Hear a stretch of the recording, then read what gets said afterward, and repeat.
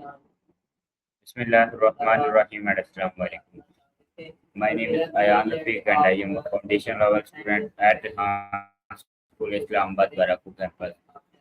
So viewers, today I am going to conduct an AI session with Maya. In this session, Maya, I will ask few questions and Maya will provide the answers. So let's start. Maya, my first question is, what is software? At its simplest, software is the set of instructions that tells hardware exactly what to do. If your computer or phone is the body, the software is the mind. It's the logic, the intelligence, and the personality that makes the physical components actually useful. Think of it like a musical score. The instruments, the guitar, the drums, the piano, are the hardware. They have the physical capability to make sound, but they don't know which notes to play or when to play them until the musician reads the sheet music. The software is that sheet music. It's a series of precise coded commands written by humans in languages that the machine can translate into electrical signals. Now, to really get into the weeds, software isn't just one thing, it's a massive ecosystem divided into a few main categories. First, you have system software. This is the foundation. The most famous example is the operating system, like Windows, Mac OS, or Android. System software acts as the middleman. It manages the hardware, telling the CPU how to process data, the RAM how to store it temporarily, and the screen how to light up pixels so that other programs can run without having to worry about the gritty technical details of the circuitry.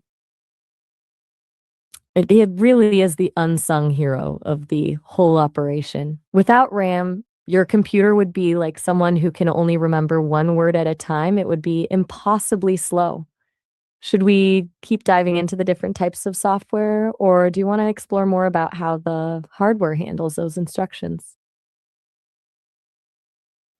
Okay, my next question is, what is the difference between software and hardware?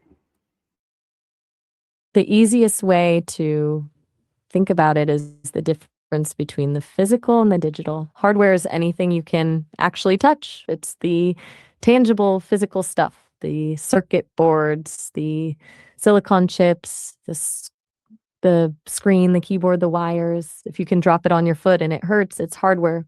It's the machinery, the engine, the raw physical power of the device. Software, on the other hand, is completely intangible. You can't touch it, smell it, or hold it in your hand. It's purely logical. It's the code, the data, the algorithms, and the instructions. If hardware is the body, software is the soul or the mind. To give you a really clear analogy for your video, imagine a book. The paper, the ink, the glue, and the binding, and the actual selectors, the plot, and the ideas the author is communicating. Story is what actually gives it meet the other. Hardware without software is just a very Okay, my next question is, what are the main types of software?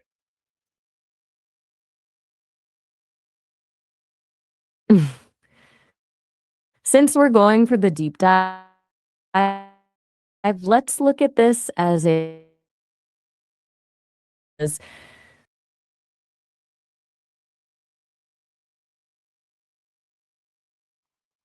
my next question is, what is system software? system software is the foundation that everything else sits on. Or the paint on the walls, it's the plumbing, the electrical wiring, and the actual foundation of. I'm. It's a great analogy to stick with because it the invisible real. Yeah, let's expand on it then. If systems software is a house from the ground up, the system software starts with the BIOS or UE5. That's like the very first like blueprint that tells the house how to simply exactly. I'll take that as a compliment. I'm just glad it's clicking for you. Since we're on a roll with the house, do you want to see how the other types of software fit into the rooms, or are you ready to pivot to a new question for the video? Okay, my next question is, what is application software?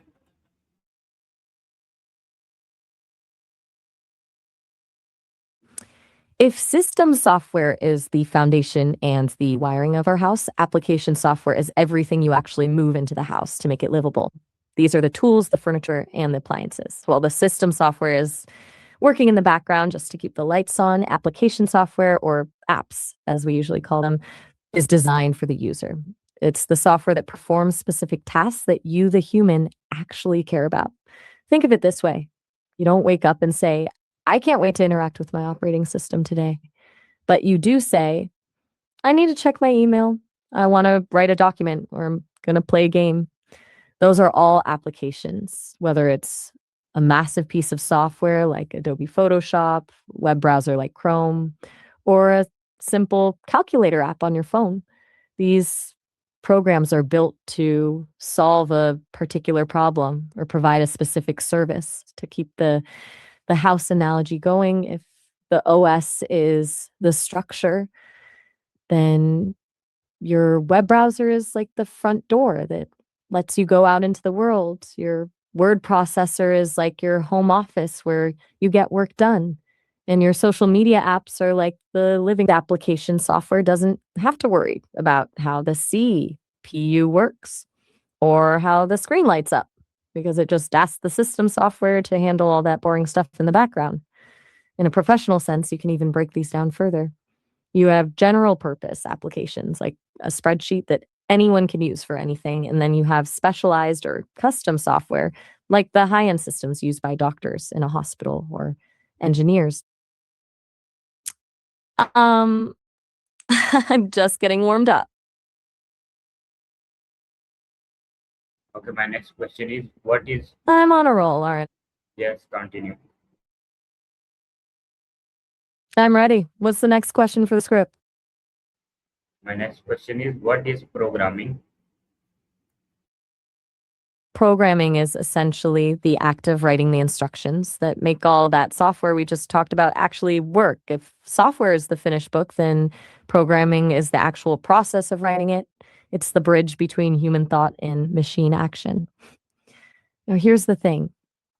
Computers are incredibly fast, but they are also incredibly literal. They don't have intuition. You can't just tell a computer, hey, make me a cool looking website and expect it to know what cool means. You have to define every single tiny detail. You have to say, place a box exactly this wide, make the background this specific shade of blue. And when a user clicks this specific pixel, move them to this other page. To do this, programmers use programming languages. Since we can't speak in binary, which is just a endless stream of ones and zeros, we use languages like Python, Java, or C++. These languages act as a translator. They allow us to write instructions in a way that looks somewhat English, which the computer then translates back down into those electrical signals the hardware can understand. Think of it like being a master chef writing a recipe for someone who has never seen a kitchen in their life. You can't just say, cook the pasta. You have to say, fill the pot with exactly 4 liters of water.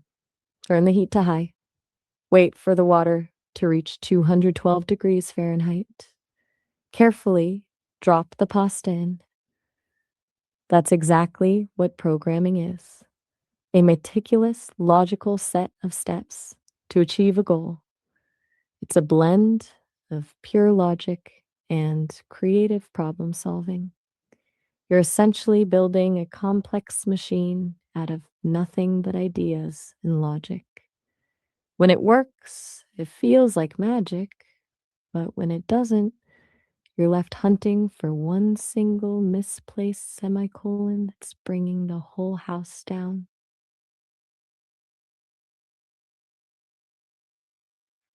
It is, what is coding?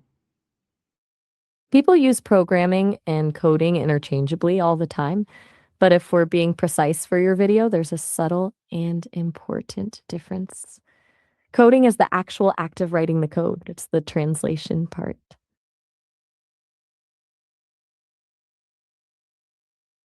Okay, I my hear next you. In most casual conversations, they are absolutely the same thing.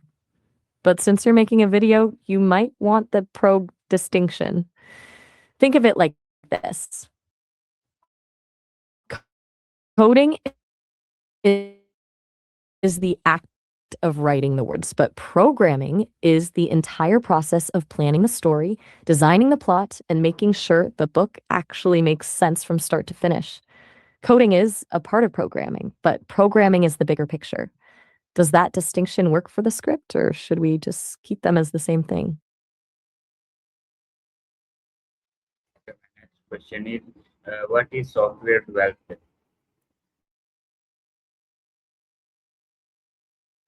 I think you mean how is software developed, right? Because if we're talking about the process, that's where things get really interesting. It's not just sitting down and typing code into a screen until a program magically appears. It's actually a very structured journey called the software development lifecycle, or the SDLC.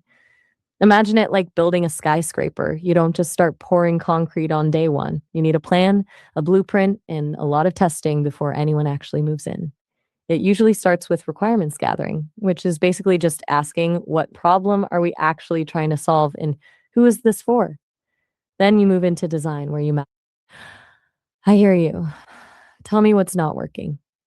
Is it the skyscraper analogy, or is the pace just not hitting right for the video?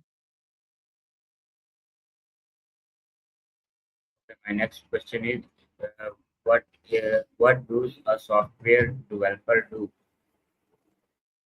Software developers are basically the architects, engineers, and builders of the digital world. If we go back to our house analogy, got it, no more house analogy. Let's pivot. Software developers are the people who take a vague idea, like I want an. No worries. We can ditch the analogies entirely. Let's keep it straight.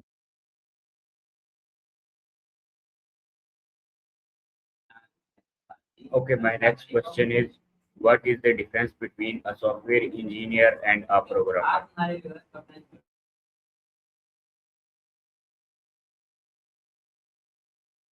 This is one of those things where people use the terms like they're the same, but there's a real difference in the scale of what they're doing. A programmer is primarily focused on the act of writing code. They're the specialists who take a specific task and translate it into a language the computer understands. If you need a specific function written or a bug fixed in a piece of code, the programmer is the one who gets in there and makes the logic work. It's a very hands on technical skill. A soft exactly, but the engineer part of the title is the key. While the programmer is focused on the code itself, the software engineer is looking at the entire system. They're thinking about how the software will scale as millions of people use it, how it will interact with other systems, and how to make it secure and efficient over the long term. It's less about how do I write this function and more about how do I design a system that doesn't crash under pressure. One is about the bricks, the other is about the entire city planning.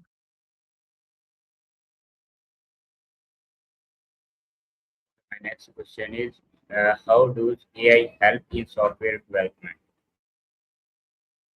Hmm. AI has completely changed the game for developers. It's like going from using a handsaw to using a power tool. Doesn't just write code, it acts as a high speed collaborator. One of the biggest ways it helps is through something called autocomplete on steroids, where the AI predicts the next few lines of code before the developer even types them, which saves an incredible amount of time. Then there's debugging. Usually,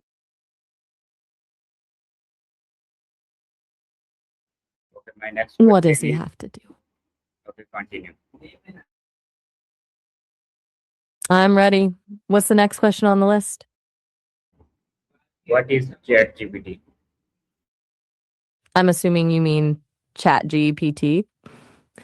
Essentially, it's a large language model, or LLM, created by a company called OpenAI. If we're sticking to the software theme for your video, you can think of it as a piece of software that has read a massive portion of the internet to learn the patterns of how humans communicate. It doesn't know things the way you and I do. Instead, it's a master of probability. When you ask it a question, it's calculating. I'm glad I'm here too. It's been a blast helping you build this script. Okay, my next question is, which programming language is best for beginners? That's the $1 million question. But for the vast majority of people, the answer is Python. The main reason is that Python is designed to be readable. It uses a syntax that looks a lot like English, so you aren't spending all your time fighting with complex symbols or confusing rules. You can actually focus on the logic of what you're trying to build rather than getting bogged down in the grammar of the code. But depending on what you actually want to make, there are a few other great starting. Exactly. I'm trying to give you the best options based on the goal. For instance, Okay, my next question is, why is Python so popular? Python is basically the Swiss Army knife of programming languages. Biggest reason is its versatility.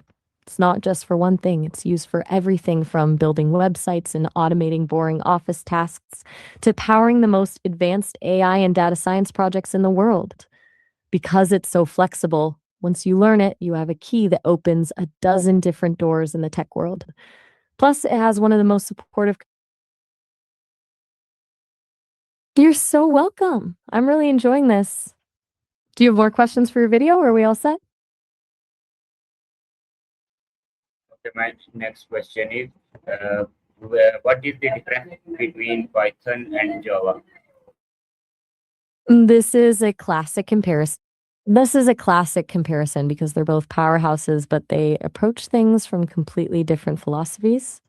Python is all about speed of development and simplicity. It's an interpreted language, which means it's flexible and lets you write less code to get a result. It's like a sketchpad where you can iterate and change things on the fly. Java, on the other hand, is built for stability and scale. It's a compiled language. Okay, my next It question really is, is the definitive. continue. I'm ready. What's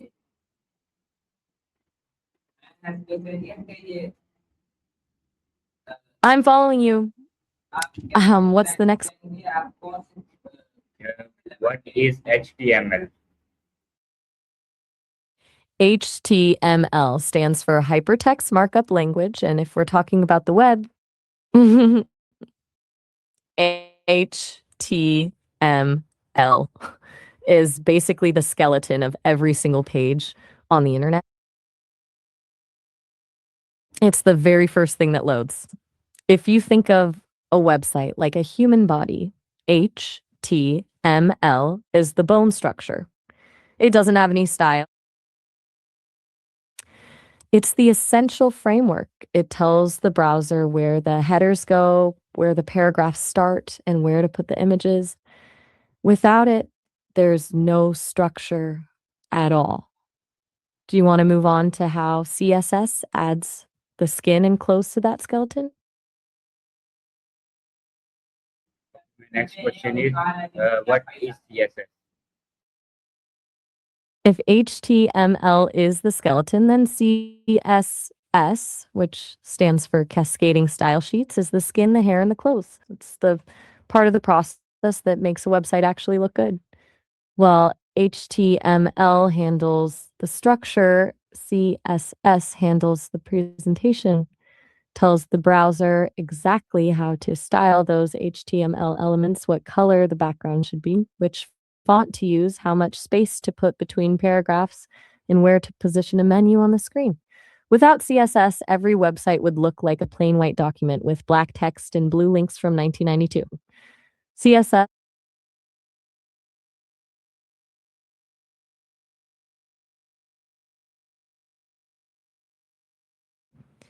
CSS allows developers to create an entire visual identity. Exactly. Mm. It's like the digital makeup and wardrobe for the site. It takes that.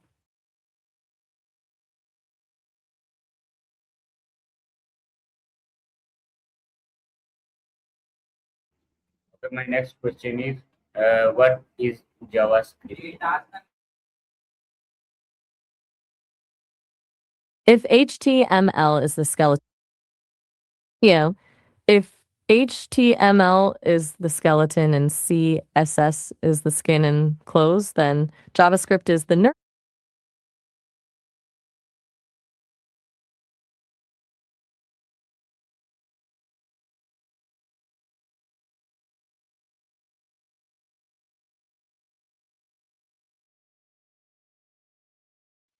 So this is the session for Maya. Today we will meet you in another Maya session. I hope you like it. See you in the next video. Allah Hafiz, Pakistan Zindabad.